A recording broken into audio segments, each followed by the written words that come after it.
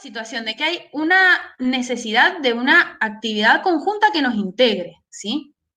Que nos haga decir, sí, somos un grupo de prácticas socioeducativas y no somos convivir por un lado, Arroyito por otro, todos buscando a ver qué podemos hacer, ¿sí? Entonces, bueno, nosotras inicialmente en el proyecto, cuando hablamos, si se acuerdan, habíamos comentado un poco el tema del libro objeto, que era nuestra meta final. Era un libro donde podíamos trabajar con relieves, entonces podría estar incluida la gente ciega. Bueno, también había posibilidad de hacer la parte de audio de eso o filmación de eso, y también estaba la posibilidad de que esa antología fuera ilustrada. Bueno, con Silvina hablando decíamos, bueno, quizás ese libro objeto lo tengamos que hacer desde un sitio web que nuclee todo, todas las experiencias y todas las actividades, entonces podríamos trabajarlo desde lo virtual, quizás con un sitio como el de Wix, que manejamos bastante, o quizás como un blog, o quizás sumar a otra página, que sé yo, la de Aviva Voz, la de otra institución, que quisiéramos sumar, ¿sí? A esa experiencia. La segunda cosa que también desde lo práctico podríamos generar es ese material lúdico didáctico que viene estando desde antes en las otras filminas que decía generación de material lúdico didáctico. Bueno, esa generación de material lúdico didáctico surgió a partir de una necesidad de conectar las cosas.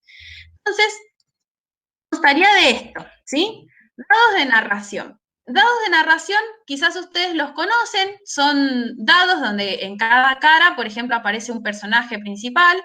Yo tengo una versión medieval de esos dados, ¿sí? Donde hay de un lado un rey, una reina, del otro lado hay, no sé, un mago, del otro lado hay un leñador, del otro lado hay un guerrero, etcétera, ¿sí? Y por otro lado tengo otro cubo que muestra lugares, muestra una montaña, muestra el mar, muestra una isla, bueno.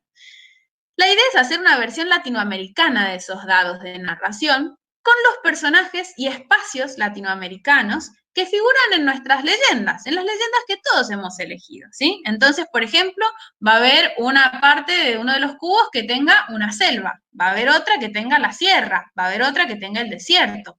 Felizmente Latinoamérica es larga, entonces tiene muchos paisajes que podemos representar y muchos personajes y dioses que aparecen también. Hay mucho de criptozoología también que podemos incluir. Distintos animales mitológicos, seres mitológicos que están en los distintos idearios, digamos, en los distintos imaginarios de las distintas comunidades que habitan Latinoamérica. Entonces, eso podría ir en los dados. Pero claro, para poder narrar con esos dados uno tiene que saber qué personajes son y qué poderes tienen. Bueno, para eso está el glosario. Entonces, cada uno de nuestros estudiantes tendría que hacer una mini ilustración o buscar que alguien la pudiera hacer, una mini ilustración con ese personaje y decir, qué sé yo, volvemos al ejemplo de Eira. Eira, joven costurera que se transforma en pájaro, por ejemplo, ¿no? Entonces, cada vez que en el dado toque Eira, el que juega con el dado va a poder ver cuál es el poder que tiene Eirá, o cuál es la condición que tiene Eirá, ¿sí? Si aparece un dios, qué sé yo, o si aparece el familiar, como en criptozoología, aparece un perro gigante que devora gente. Patricia eligió el familiar, ¿sí? Entonces aparece el familiar en uno de los dados. Bueno, qué interesante, una historia de terror con un personaje nativo también de Latinoamérica, está bueno. Y después la antología, que la antología no es otra cosa que la recopilación de las leyendas de una página que van a haber hecho los chicos, ¿sí?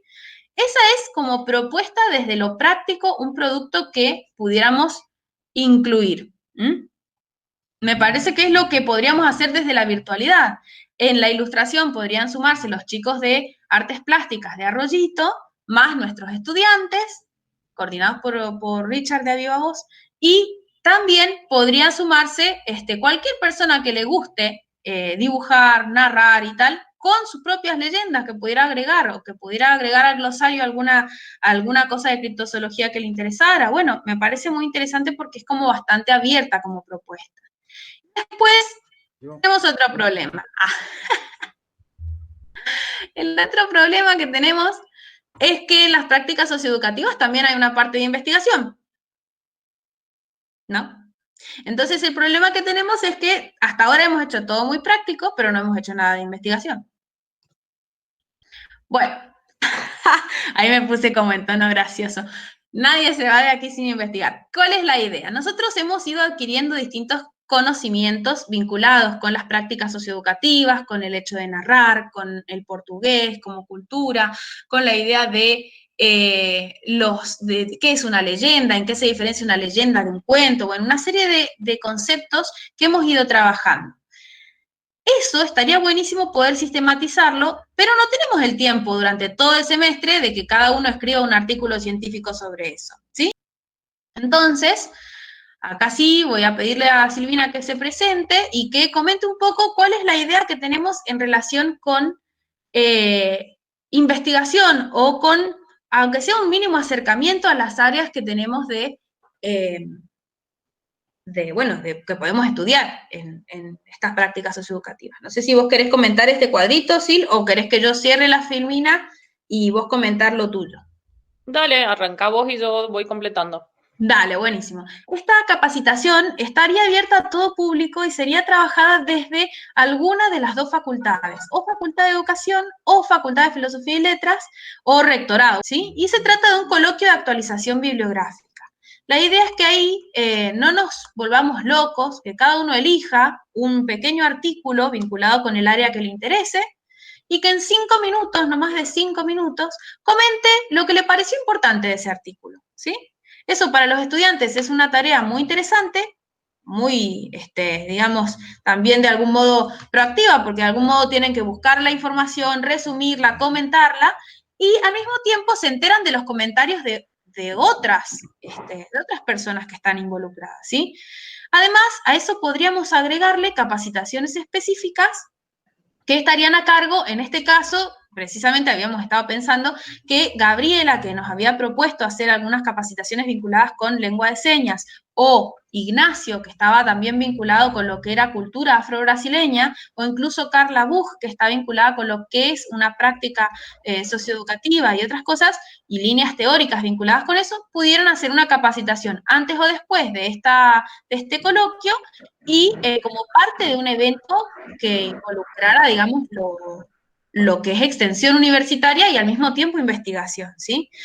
A partir de ahí surgirían comentarios y reflexiones grupales que trabajaríamos entre estas reuniones, que serían por Meet, o sea, olvidémonos de la presencialidad todavía, y esa sistematización con el mini resumen que nos tendrían que enviar y con quizás la participación grabada de esas jornadas o de ese coloquio, las podríamos difundir también a través del web libro o del libro objeto que teníamos ganas de hacer, para que pudiéramos acceder nosotros también a esa información ya sintetizada una vez que la práctica haya terminado, porque un poco la idea es esa, digamos, que no se borre, que no se agote la práctica solo en un semestre, sino que el que quiera continuar, el que quiera seguir, el que quiera abrir nuevas puertas y parándose desde una base que ya fue generada desde las prácticas, bueno, que lo pueda hacer, ¿sí? Bueno, y la última filmina que yo tengo, que ahora enseguida la voy a dejar de compartir para que Silvina les muestre un poco el formato de lo que teníamos como idea, es esta. Puse un astronauta, porque me parece que lo nuestro es de otro mundo, primero. Me parece que estaría buenísimo vernos cómo reinventar las prácticas socioeducativas desde lo virtual. Me parece un gran desafío, pero al mismo tiempo me parece un modo lúdico de decir, bueno, estamos todos en el barco, sigamos adelante. Yo creo que podemos hacerlo. Si quizás mis expectativas son demasiado grandes o demasiado desconfiguradas en relación con el contexto, bueno, para frenar vamos a tener tiempo, además nadie nos corre, y por otro lado me parece que también es interesante escuchar a ver qué es lo que ustedes también tienen para decir ahora enseguida. Así que bueno, yo por mi parte, comentado el tema, los dejo con esa imagen del astronauta para que vayan pensándolo.